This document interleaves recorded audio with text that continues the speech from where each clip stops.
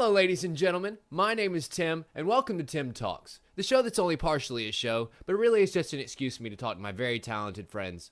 And I have a very special one here with me today. She's the other half of the husband and wife team heading up the Guardian forces this year at RTX, but not just this year, for a couple of years now. Mary McDowell, say hello, dear. Hello, dear. And she is just an audio version today. Apparently, webcams don't like to work all the time. So, as what happens with live things, you just have to roll with it. So, welcome to the audio version of Tim Talks, where we're just going to keep rolling with things as they come about. Use the magic of your imagination. Right. It could be like a radio play. Ooh. Welcome to another episode where the Lone Ranger goes out and tries to hurt somebody unnecessarily. Brought to you by smoking. I've been listening to a lot of Thrilling Adventure Hours, so we could go on for hours. So, for those unfamiliar with what you have done or are going to do later on this year, let's get that out of the way early. As head guardian of RTX this year, what exactly does that entail? That entails being in charge of about 400 awesome souls, the Guardians, because the Guardians This year, are awesome. 400. Yeah, it's the count right now is about 380. Mm-hmm. Yeah, it's about 380, and so basically, it's to help the Guardian team run the entire show, run the entire RTX show.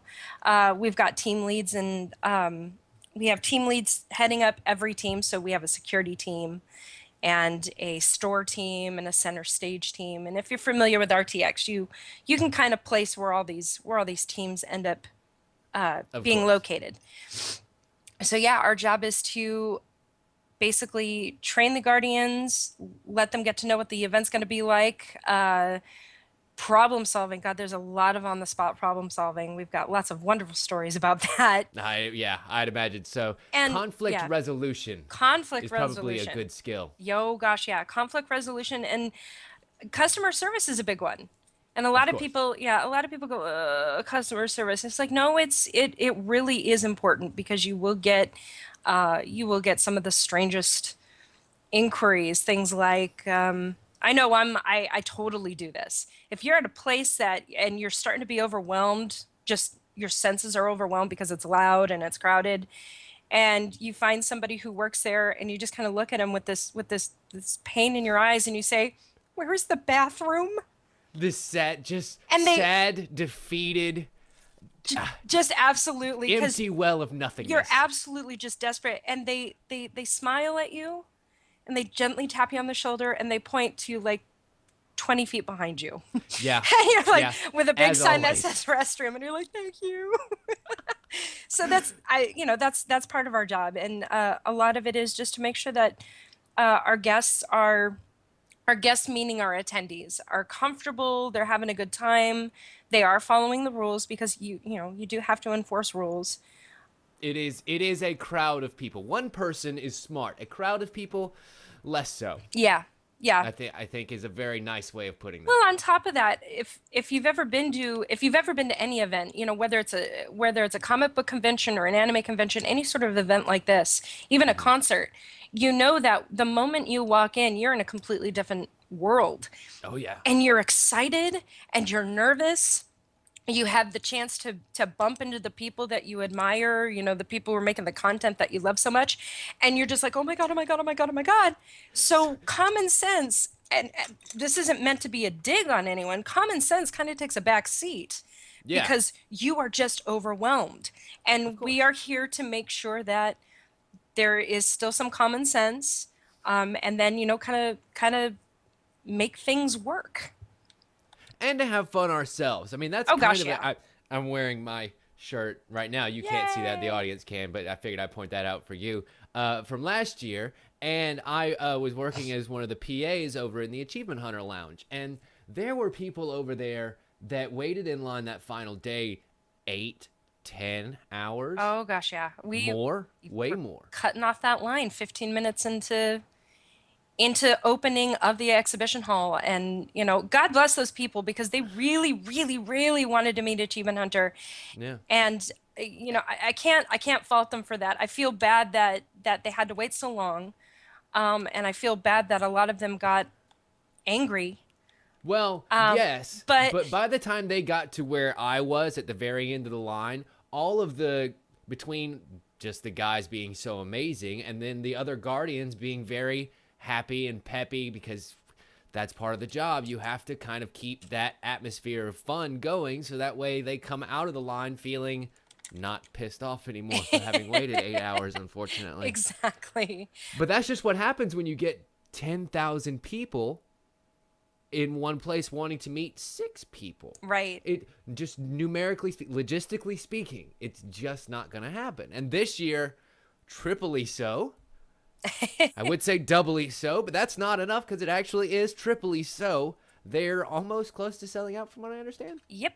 So that would be 30,000 people. That's 30. It's 30,000 turnstile. It's counting. That's counting a person who has a weekend pass, scanning through the gates 3 times in the weekend. So Yeah. we're probably still dealing with just slightly more than last year, but turnstile numbers, yeah, it's gonna be about 30,000. I hope that's something that I'm allowed to say, but oh well. No.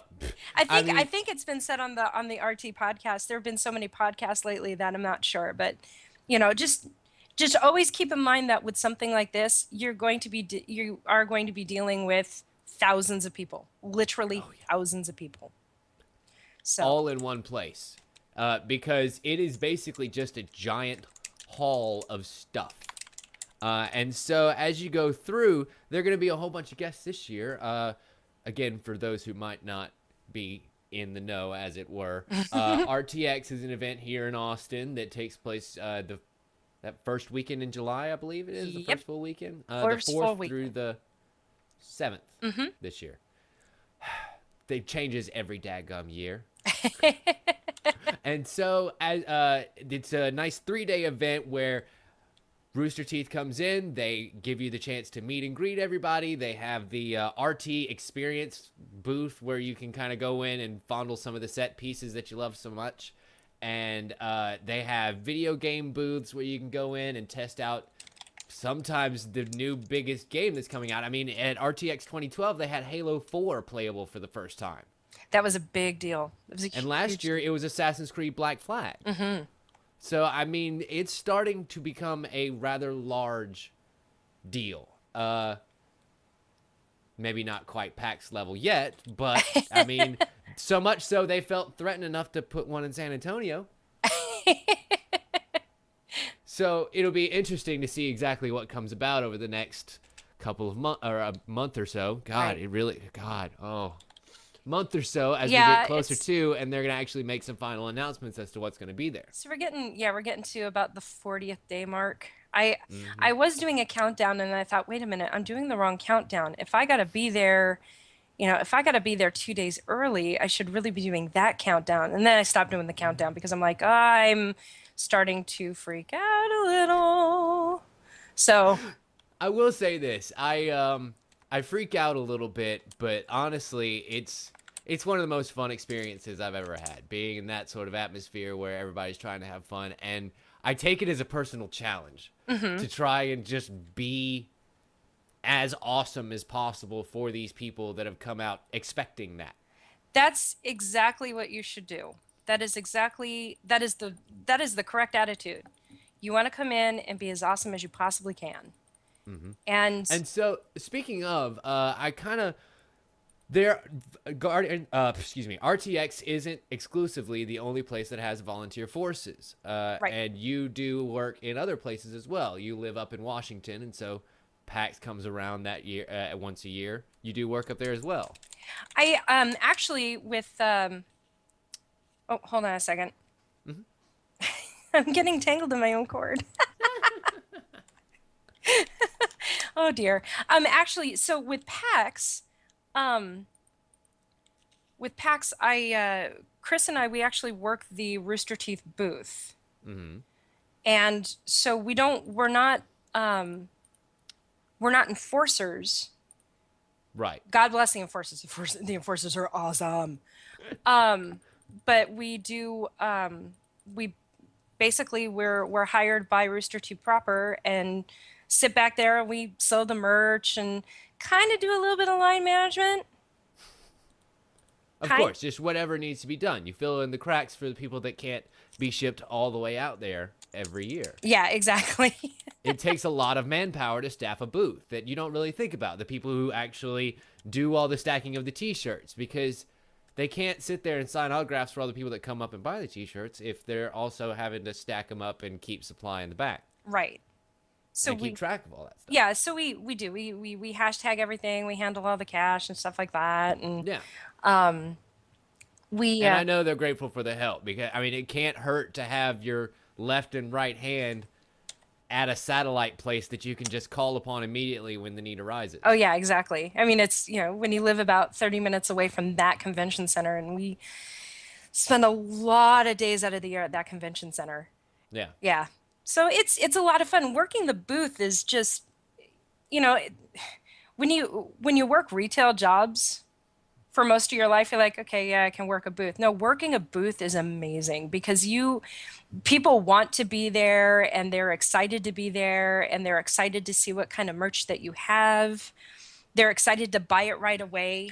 They don't have to wait for shipping. They don't have to pay for shipping. And then they're going to have it signed by somebody. And even when it's just Bernie trying to get out of the booth to go to a panel, they're incredibly grateful. And then working closely with those guys is just a lot of fun in a convention setting because it's a lot more laid back when they're in the confines of their booth. Right. It's a little more comfortable. It's a little more easily managed. There's a little less stress. And so, weird, wonderful stuff starts to happen. Like Mega 64 will come over and start messing with stuff. And the dance party that came about. Oh my gosh, yeah. I mean, all of these amazing, amazing things. So now that we've established your credentials, I kind of want to use a little bit of time to do like a pre-prep for those who are coming to RTX. Things you should know before going to a big convention like this. Mm-hmm. What are things you should recommend someone bring? What are things you recommend someone shouldn't bring? Let's start there. Let's start with what you should. Let's start with the positive first. Yeah. What you should bring. If you are an attendee, excuse me, if you're an attendee, bring a water bottle. So water bottles are super important. If you forget to bring your water bottle, or if you're like me, I have a stainless steel water bottle. And I don't bring that with me traveling because I don't know if I'm allowed to bring that on the airplane or not. Yeah. Better not risk it. It might be seen as a blunt weapon. Yeah, and I love my Aperture Science metal bottle. I love this thing. So bring a water bottle and refill that sucker all the time. Coffee is great. I love coffee. I drink coffee every day. I'm drinking coffee right now. But it will not get you through the day. You need to stay hydrated, and water is the one thing that will keep you hydrated. Especially considering it is in July. It is in July in Texas. Now, granted, you will be in a building that is incredibly air-conditioned, but with air conditioning comes dryness as well. So Right. Just stay hydrated. I can't even, like, if I could carve that in the side of a mountain to express how important that is, I would. Right underneath, hello, sweetie. Exactly. Exactly. So, one good thing about that particular convention center is there are also water stanchions just around everywhere. Right. So you take one water bottle and you don't have to spend $5 every time you want a new bev. You can just go over and grab one. Now, that being said, you can keep it in your back pocket while you carry around your liquor drink. Right. That's absolutely acceptable and encouraged, in fact. Exactly. So yeah, water bottles are really, really important. A lot of people poo-poo it. A lot of people say, well, I don't want to carry any extra things. Well, then you're in luck. You will get some sort of swag bag. And that usually means a free bag. I don't know exactly what our swag bags are this year. And I'm pointing out mine that's on my back wall that's hanging up right now from last year. From last year, yeah. And yeah. I'm guessing we're probably going to have the same thing. Again, just a guess. I only have a little bit of knowledge on what's going to happen with those bags this year. But you're going to be given a bag. So you should be able to carry around a water bottle. You can carry it on your back. It's super important. Don't rely on the Red Bulls. I'm not saying don't have your Red Bull or don't have your coffee. Just don't rely on them. If you drink too many of those, you'll make yourself sick. Essentially, you'll sweat it out. I hate to be disgusting, guys, but you will evacuate that waste quicker, thus just completely depleting yourself of your energy. Exactly. So water is like the first and foremost important. It's more important than hand sanitizer. It really is. I would say it's a close number 2, though. It depends. It depends on how many people you plan on touching. So very true. I'm very true. I'm a big believer in hand washing first, and hand sanitizer as a last ditch effort. So yeah, I mean, you could always carry that in your survival pack, but water. The second most important thing to carry around is cash. Now, a lot of people say when you travel, no, don't carry cash, don't carry cash. Okay, once you get to your destination, get cash. Because when you go into any convention that is in a concrete building with a couple thousand nerds trying to get on the free Wi-Fi, and I use the term as a term of endearment. Oh, of course. Yeah. You can call them one because you are one. Because I am one. Are I. Exactly. When you have, a couple thousand nerds trying to get on the free Wi-Fi, lines, internet lines, whether they're wired or not, are going to be a little difficult to come by. So not all the booths carry credit card machines. Some people are doing the cube, which is or the square, which is on their phones that they can swipe. That's great and all, but cash is king. Cash will get you everything you want. Especially if you're just like doing an on the floor deal with somebody. Exactly. And I mean, you never know. The only place that I can think of off the top of my head that does not take cash is Alaskan Airlines when you're up at cruising altitude. That is it. Make sure that you have cash, because cash will get you everything you need. But also make sure that you have other ways of purchasing things. Have your credit card or your debit card or whatnot. But cash is important. Fair enough. And I would say one of the other things that's very important is comfortable shoes. Comfortable shoes are very important, and comfortable shoes are hard to preach because everybody has a different comfort zone. So something you could stand 8 hours in. Exactly. Something you can stand and walk in for that long, and maybe even longer, especially if you're a tourist. Make sure that it's something that you can be stuck with all weekend long. Oh yeah. When it comes to Guardians, make sure that make sure it's closed-toed, because you will be no matter who you are, you have a chance of having to pick up a box and haul it somewhere and that kind of thing. I just don't want you to drop it on your big toe and lose a toe, And with anywhere from 10,000 people in there at once, your toes are probably gonna get stepped on at least once. Yeah.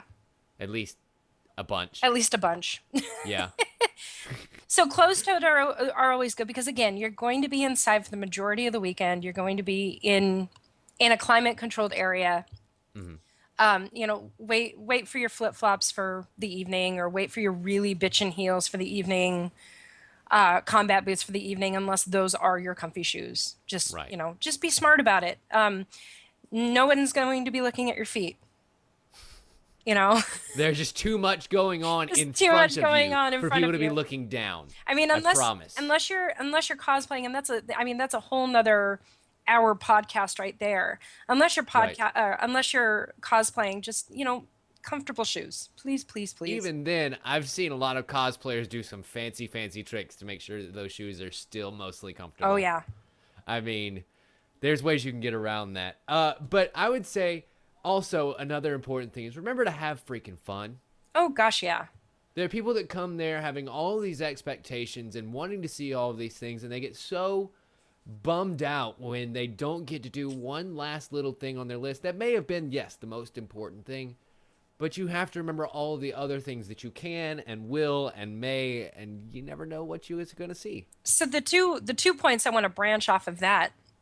So hold that thought. The first one is the other thing that you need to bring with you is how do I put this without sounding condescending?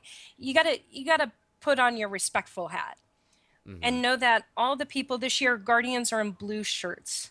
So make sure that when you see a blue shirt, make sure you know that that Guardian is just trying to, just trying to keep things flowing, trying to keep things within the confines of not only the rules that RTX sets, but the rules that the Austin Convention Center sets. And fire marshal sets, Oh the yeah. people much bigger than us. Oh yes. Know that we are here, that a lot of us have traveled, we've traveled the same distances as the attendees. We've used the same amount of money as the attendees to get here, and we're here to work and to make sure that you have a good time. But be cool with us. Know that every day we're learning something new, and we're learning how to control these groups and, make this line work better and whatnot. Just know that there's got to be that mutual respect. We love you because you're an attendee and you're here to bask in the absolute glow of this awesome community, but also know and respect us, knowing that we're here to work and make sure that you have a really good time. But not just you. And Everybody. I mean the you is in the royal you. I mean, Exactly. from Matt Holm down to, the poor mother and father who was dragged here by their 14-year-old son because they want to meet some kid named Gavin. Make So, sure so you can point out where the bars are for that particular couple. exactly. I mean, anything you can do to help. Yeah, that's we're there to help. I mean, we're, not. I'd like to say that, every year we try to pick groups of people that aren't here to throw their weight around and not here to be like, well, yeah, well, I'm a guardian and you're not. I'd like to think that we make sure that we don't pick those kind of people. We are here to help you out, but just be sure that we got a lot of people to deal with. We got a lot of problems to solve, and we will get to your problem as best as we can. Yeah. It's not it, and gotta say, it's not our fault if somebody is running late to their panel. It's not our fault if somebody had to cancel a panel, or we had to move a panel, or we had to move the line. We're doing that to make things easier for everyone, to make sure that a problem doesn't happen. So patience is something that it's a hard trait to have. Ask any 5-year-old what the worst thing in the world is, and they'll say waiting for something. I totally get it. Especially in that kind of environment where everyone is so excited they may as well be a 5-year-old. Absolutely. I mean, the And moment we walk in there, we all feel 5 years old. We are all yeah, just it's super excited. amazing. It's the best feeling in the world. It really is. And so it's keeping tabs on those feelings, and it's being aware of where you are, who you are, and who the people around you are, and just, keep that sense of patience, keep that sense of, okay, I paid for my ticket to be here, but so did everybody else. Yes, they did. So the other thing to bring, and you said, remember to have fun, is, yeah, definitely bring your sense of fun, but the schedule we're hoping is going to be released soon. Every place puts out their schedule about 2 weeks before the event happens. Excuse me. They usually have to wait that long because they're still signing guests on, and they're still, trying to figure out where things are going to go. And it's not that easy of a process. I've never made a schedule like that, and even I know how just difficult that process is. Because it includes every panel, every signing, every appearance, everything. Exactly. I mean, if you look at a person, let's say actually, let's use Barbara as an example. Barbara is a community manager and a co-director of this entire shindig. On top of that, she's a voice actress for both Red versus Blue and Ruby. On top of that, she does the Now segments. On top of that, she does Immersion. On top of that, she's in Shorts and Vines. So she has a lot of panels that she could possibly be part of. Yeah. So how are we going to make it to where Barbara can make it to a signing, to a Ruby panel, be on the podcast, and then make it to, maybe a Let's Play? I'm just pulling these ideas out of my hat here. You got to make sure that everyone can get to where they need to go and still have time to go to the bathroom, have a drink of water, maybe have food. Yeah, possibly. Possibly. Yeah, That is a long shot for a lot of people. Super important. So these things do take a while, and so when the schedule does come out online, I urge every single one of you, whether you're an attendee or a guardian, especially if you're a guardian, look at that schedule. Look at it, know it, love it. I'm not saying memorize it because that's a lot of information to memorize, but make sure you know it and you're aware of it. Also know that it can change on a whim. Circumstances beyond our control type of thing. Traffic is going to be rather bad. Oh yeah, but so that's a thing that can regularly happen because the convention center is tragically located right in the heart of downtown, and so getting there isn't as easy as you might think. Allow a lot of time for parking, incidentally. That's another tip that I might offer. Oh yeah, definitely. Yeah, if you can walk, just walk there. But definitely look, keep your eye on that schedule. That schedule is going to be your guide. And then that's where you had mentioned, Tim, about picking and choosing. Picking and choosing is the worst at a convention. But you'll get a lot of people who will say, well, why did you schedule? Again, I'm pulling this out of my butt, so please don't take this as actual true info. This is an example. So why did you schedule Ruby during the podcast and during the big Achievement Hunter Let's Play? Yeah. Because we had to, or they had to, because they had to. That was when they had the time available, and that's when they could do it. You have to choose. You can't go to everything. It sucks, but you can't just have 3 panels all weekend. Until that cloning technology I'm working on. Yeah. Until we can make that stuff happen. I've got your back. I got your back. So yeah, it's difficult, but that's just the way this game is played. It happens at every event. Look at, I hate to use the biggest of the big here, but look at San Diego Comic-Con. You look at a schedule from there, and yeah, you'll have 20 panels happening at once that you would kill your own grandmother to go to. And then you're going to be really, really upset because you're like, God, I have to pick. I don't want to pick. Why did they have to make all 20 of these happen at the same time? Look, we didn't. Because they did. We didn't do it to persecute you. Yeah. That was the way it had to happen. You have to pick and choose. You have to pick and choose what is going to be most important to see. Always remember that a lot of this stuff is going to be streamed. I mean, the podcast will be put up. Ruby will be put up. That's very true. And that's a good, I feel like that is an excellent way to kind of have not only the main room, but you can also eventually, this is something that even PAX could probably do because they also stream theirs, satellite viewing rooms, I mean.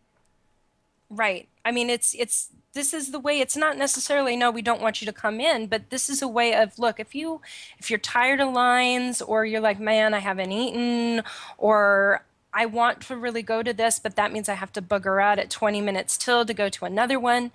Right. I don't know. I'm really hoping that we have that viewing area that we had last year, that we had over by registration. That was really neat because it was just a nice chill place to be. Even though it was allowed in that area, there was a sense of calm when you sat in that viewing area. Absolutely. But and then also, you're like, what, I don't feel like sitting and watching a screen. Well, you can watch the podcast when it gets put up on the site in a couple of days. You can watch Ruby in the comfort of your own home. That way you can go to the Glib Shark panel or the community content panels. Right. There are other ways of seeing the content. You have to pick and choose. What can I not see in the comfort of my own home? Well, and that really helps kind of pad out everything that you get to do. And so by the 3rd week after the convention, you've kind of been able to experience everything in one form or another. Mm-hmm, exactly. And I'm so freaking excited. I'm sorry. I'm having trouble. I'm sitting here thinking about the convention, and I'm having trouble saying anything else other than I just can't freaking wait. It's gonna be so awesome. I'm really, really excited. I know that some folks are really, really nervous excited and happy excited and scared excited. And like, for example, I had a legit RTX Nightmare last night, and it wasn't like, oh my God, all these things are going wrong, or all my Guardians didn't show up, or something like that. No, it was like Wes Craven directed it. It was Matt Hullum was going around Wow. with a hatchet and killing people, Oh. and Joel Heyman was raising the dead. I mean, and it was when I you feel like they did a short about this. where if they haven't, they should. And it wasn't. If you wrote it down and be like, wow, this is the hokiest fan fiction I've ever written. But in a dream, it was scary. And I had mentioned, oh my God, I had this legit nightmare. I mentioned it on Twitter. And what was amazing was all these Guardians replied with, we got this, boss. We got this. No need to be nervous. And I was like, you guys are so awesome. You guys are so willing to just, a lot of folks have done this before, but they're willing to put their body and sanity on the line to make sure that this year, we rock the house, for lack of a better term. I've been saying on everything I've been interviewed at and every meeting I've been at, last year we made a lot of new mistakes. So let's hope that this year we learn from them and we make all new mistakes this year. Exactly. That's pretty much, I mean, those are the best goals we can hope for. And it's just amazing to me that my team leads and my Guardian crew are just, they're so willing and they're so ready. They're like, when can I get there? I can get there in the middle of June if you need me. It's like, whoa, calm down. We don't need you that early. Yeah, we don't. There's not going to be anything to do that early. We're not even going to be there till just when it gets here, and I promise you, it'll be worth the wait. Oh yeah, it will be very much worth the wait, and it's going to come quicker than you think. But it's also very comforting to know that everyone who is there, who's actually working there and is from the company there, are all working towards the same goal of making sure that everyone there has the same fun, awesome time. Oh yeah. And it's very comforting to someone who it's their first convention, and it's comforting to the person who it's their 500th convention. Exactly. And it's such a warm and awesome and fun atmosphere. I can't ruddy wait. We've got, oh boy, I'll tell you, we sing the praises of this community often. Mm-hmm. And, if it's not because of, if it's not during, a 24-hour game stream where we're all putting tons of money and hours into a charity event, or if we're just supporting each other with, funny anecdotes, or we're making our own events, where we're having barbecues or movie nights together, as a community, you turn to anybody and they will say, we have the best community online. Now, I don't have a lot to really compare it to, but there's a part of me that completely believes that we have one of the best communities online. And when I will say this, the proof is out there. Oh yeah. It's really neat to see the support that can come from something like that.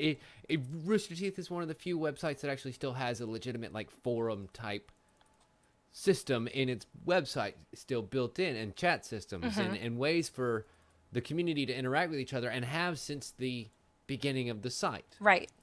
And all of that just sort of helps to build the rapport and the love and the appreciation. Oh, I remember that guy because he was the guy wearing that helmet made of balloons at RTX last year. And, which was the coolest helmet in the world, by the way.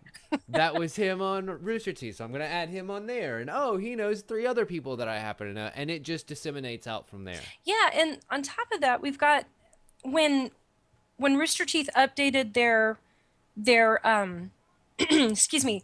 intro outro graphics for their content, they put on the bottom where it says Rooster Teeth, under the logo, it says, if I can remember correctly, it says gaming something and community. Community is on there for a reason, because the community is so important to this company. And as Guardians, this is the best thing ever. As Guardians, you are not only supporting and representing the community, you are also supporting and representing the company as a whole. And that's pretty awesome. It really is. That is a pretty lofty job to have. I believe some people would go so far as to call it an honor. You know what? Every day, Yeah. every day, I think the word honor always pops up. It is such an honor to be part of this, to be part of RTX and to be part of Rooster Teeth in this capacity, to be part of this community. I mean, I was at, Especially when you can see just how ground floor something big is growing from this. You know, we are here at the start of it, and it's growing into something amazing. and I don't. I'm sorry, I interrupted. Oh no, that's okay. I don't ever think it's going to be too big to handle because our community is always growing. So I don't think there's I don't think there's really anything we can't handle. But you know, it's this community and this company has had such a huge impact on my life that I went to I went to a Monkees concert last summer. It was right before PAX, and it was after RTX, and it was right before PAX. I went and I saw the Monkees, and I love the Monkees. I've loved them since I was a child. Of course. And I'm waiting in line to buy a super expensive hoodie, and there's a girl behind me, and she was wearing a Mike Nesmith knit cap and all this other stuff. She had a handmade Monkees fan T-shirt and stuff. And she looks and she saw that I was wearing my Rooster Teeth slap band, and she goes, "Oh my God, you're a Rooster Teeth fan." She goes, "I never thought I'd meet a Monkees and a Rooster Teeth fan at a Monkees concert." And I'm like, "Hi," you know, we all started talking and in the wild. In the wild. And then we said, you know, "Hey, what," you know, we started exchanging our usernames on the site. And when I said, "Yeah, I'm SailorTweek," she went through the roof. She's like, oh my God, you're SailorTweek. Oh my God, oh my God, oh my God. And I get, this isn't bragging, I swear. It's not in my nature to brag. I get that a lot. I get people going, "Oh my God, you're SailorTweek," or "I had no idea you were SailorTweek until I was I was talking to you afterwards." And I'm like, "Yeah, hi." Like I said, it's just because of the way the community disseminates. It really is. And I mean, I just, it's an absolute honor to be part of this group and to be leading Guardians and to, you know, I was at the, let me try that again. I was trust me, English escapes me a lot too. Oh my God, you know, oof. I know people whose second language is English and they speak it much better than I do. To be invited to the new space to have a tour and just kind of hang out. I was there a couple weeks ago at the new office, and just how amazing that is. And then to go to downtown Austin and then get to be able to hang out with my friends in the community who live there. And then to find out how many live in this area. I mean, our entire household is full of Rooster Teeth people. It's me and my husband, Chris, and RT user Obo Crazy. For those of you who listen to Jenga Jam and Glib Shark, and her boyfriend, Luke McKay. We all live together in the same house. Oh, wow. Yeah, so if you want to really talk about how much RT kind of affects your life, you go. Yeah, kind of a great microcosm right there. But I've never been involved in such a community. I mean, I've tried to be, you know, I've tried to be involved in little theatrical communities all over the place, wherever Chris and I end up settling, and those are small and a lot of fun and full of creativity, but they're not permanent. You know, they only go as long as the show, or they only go as long as the season. But you can come back to Rooster Teeth any given day. You can come back at 2 a.m. on a Wednesday. You can come back, you know, the day something premieres, and the community is there. The community is always there, and I love that. Agreed. I absolutely love that. I don't think there's a place in the world that has a community like this. And no matter how big Rooster Teeth gets, this community will always be right there. We're not under them, pushing them up. I'd like to think that the community is very side by side. I mean, people like Barbara and Caleb kind of prove that. And Katie, those kind of people prove that, because these are community members who are now a part of the company proper in some way, shape, or form, but they still have their community roots. The community and the company are so side by side. Adam Baird. Yeah, oh my God. The first thing I said, I have to say this. The first thing I said when I walked into Studio 5 a couple weeks ago and saw Gilby. He's like, "Hey, Mary," and I just looked at him and pouted and said, "You're not my security guy anymore. I don't want to talk to you." And he goes, "Don't be like that." And he goes and he hugs me. I'm like, "I'm not talking to you." But that's okay. We have awesome security team leads this year. Absolutely. But I looked at him and said, why'd you gotta go and get hired? What's up with that? What, you couldn't do this for free anymore? What, we're not good enough for you? Sometimes things just work out like that. I don't know. Some people like moving up in the world. So I think, unfortunately, we come to sort of the end of our program here. I've always enjoyed the Inside the Actor Studios method of ending on a series of questions. Sure. So I, too, have a reappropriated version of the Proofs Questionnaire, and it goes a little something like this.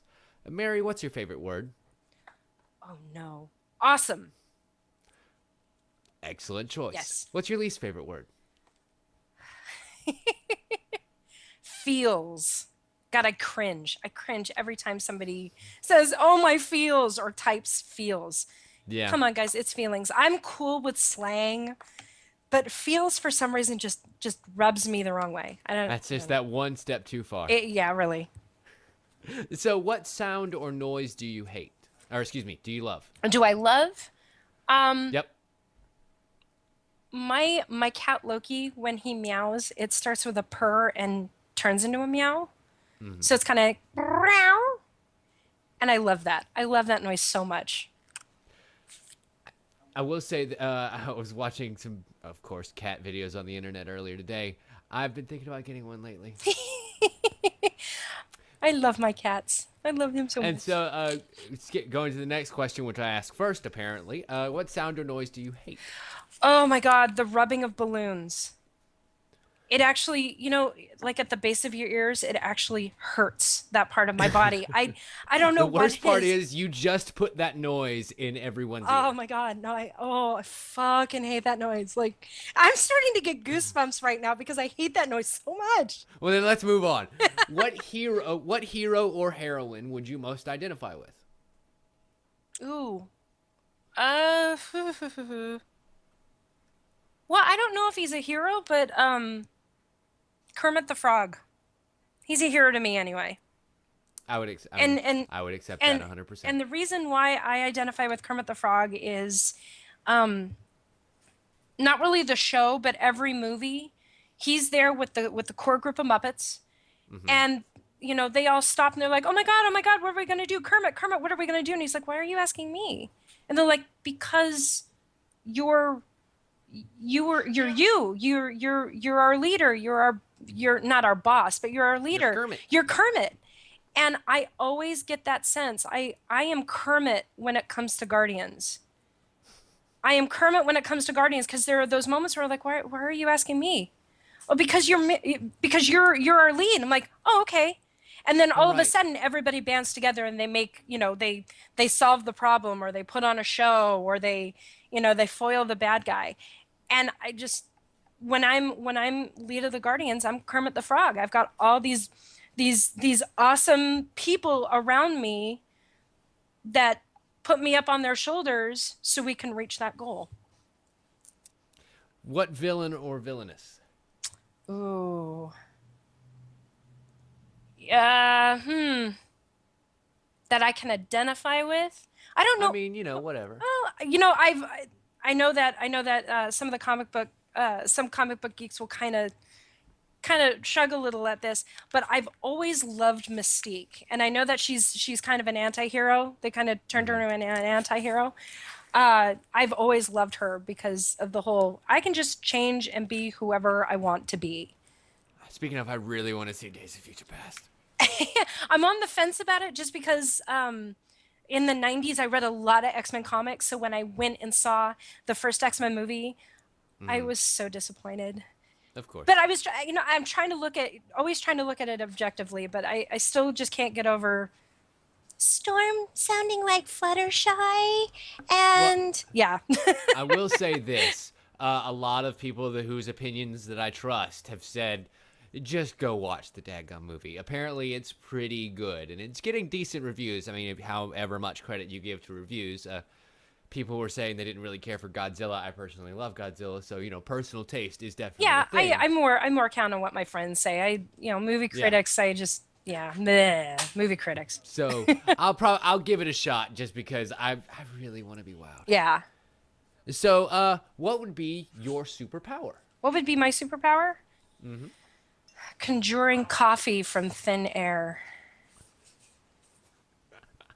Oddly specific. Yeah. Yeah, conjuring coffee, and I don't just mean, because I like basic coffee. I also like the fruit for drinks, but I like basic coffee. But I would just want to. Mary's superpower is enduring optimism. Oh, Ah. That was Chris. Yeah, I think that's a good one too. Yeah. Yeah. I would say that. So, what would be your super weakness? Super weakness. Mm-hmm. Oh.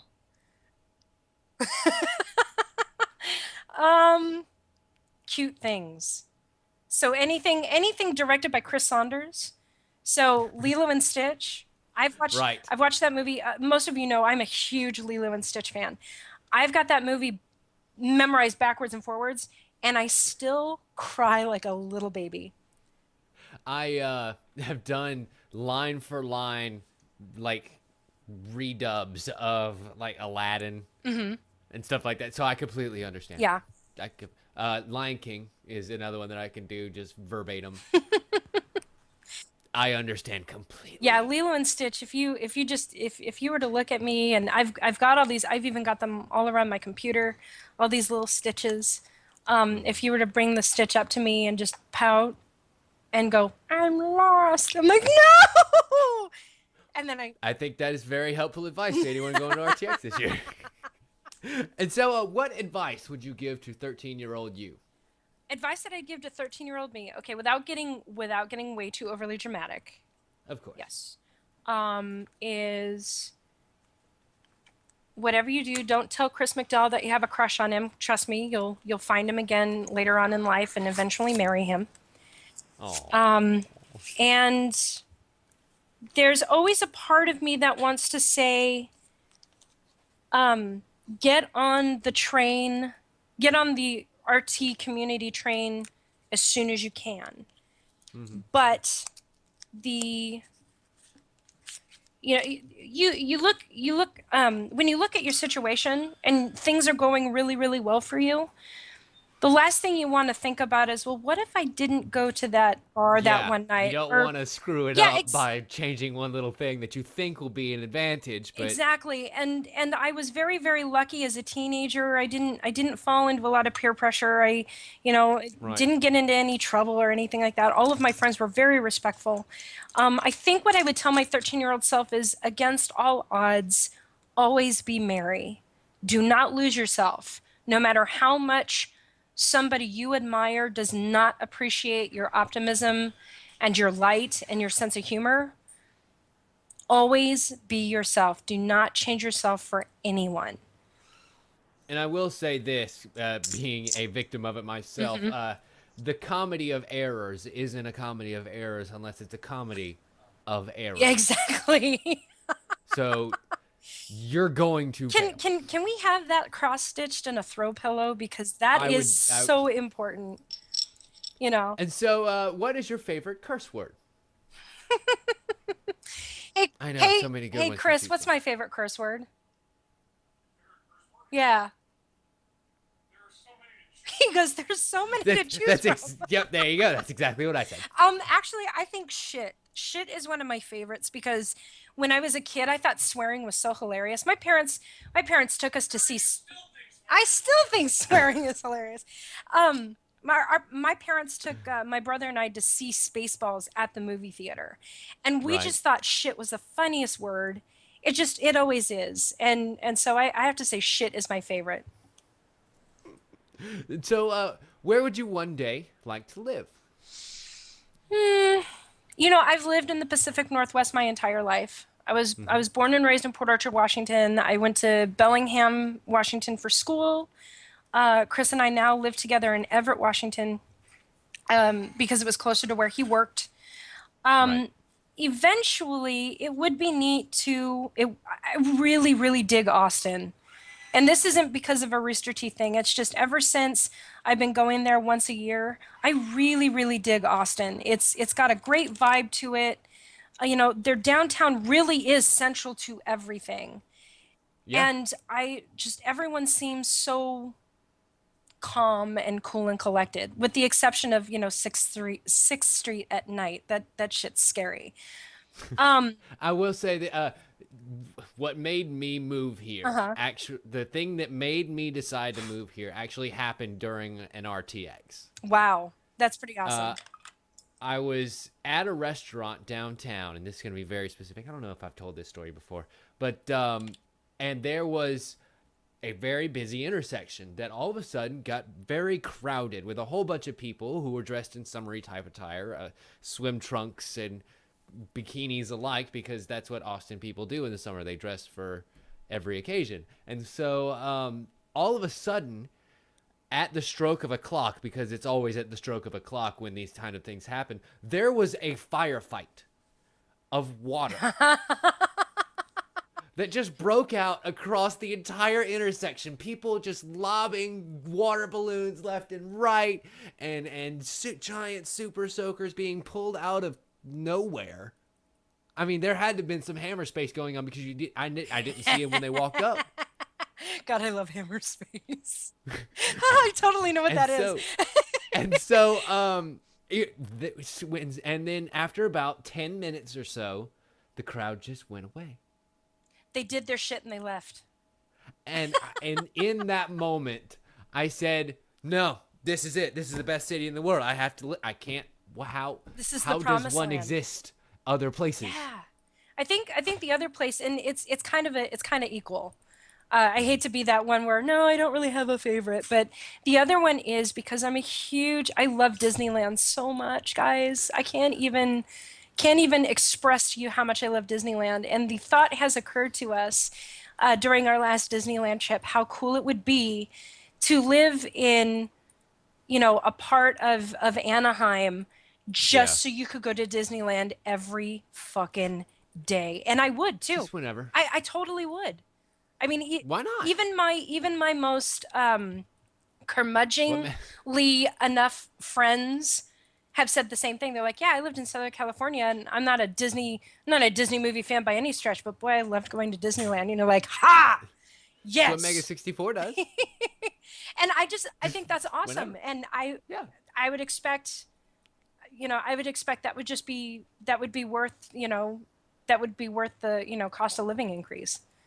My aunt lives in Charlotte, North Carolina, and they have a rather large amusement park there as well, Carowinds, that's put on by Paramount. Mm-hmm. And they have like the Wayne's World ride. And are you kidding me? I am not kidding. Holy in the shit! I have to look that up. The Wayne's World. And it had the shop or the restaurant they would go into with the hockey player on top, and laser light shows going off. This place was awesome. Oh. Anyway, so every summer we'd go up there, and it was really nice having that thing around family, because that means I had the excuse to go just whenever the heck I could convince my family to go. But anyway, last question. Sure. If you had a choice, how long would it take you to respawn after you died?